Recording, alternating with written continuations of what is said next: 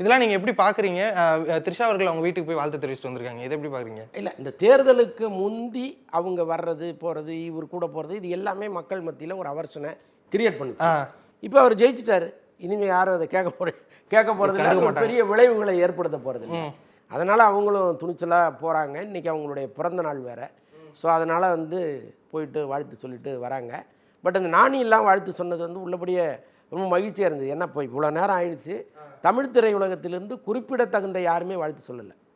நல்லா பாருங்கள், ஒரு ஜீவா சொல்கிறாரு, ஒரு சிபி சத்யராஜ் சொல்கிறாரு, சின்ன சின்ன நடிகர்கள் சொல்கிறாங்களே தவிர அஜய் ஞானமுத்து சொல்லியிருந்தாரு. ஆமாம், ஒரு பெரிய நடிகர்கள் யாருமே வாயை திறந்து விஜய்க்கு வாழ்த்து தெரிவிக்கவே இல்லை. இவ்வளவு நடந்துருச்சு, இதுக்கப்புறமும் என்ன அவங்களுக்கு டவுட்டு? யார் அவங்களை கேட்க போகிறா?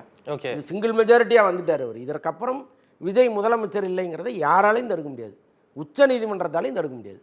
ஸோ அப்படிப்பட்ட ஒரு வெற்றியை ஒரு கைக்கு வாங்கி வச்சுருக்காரு. இன்னமும் இந்த தயக்கம் ஏங்கிறது தான் நமக்கு ஆச்சரியமாக இருக்குது.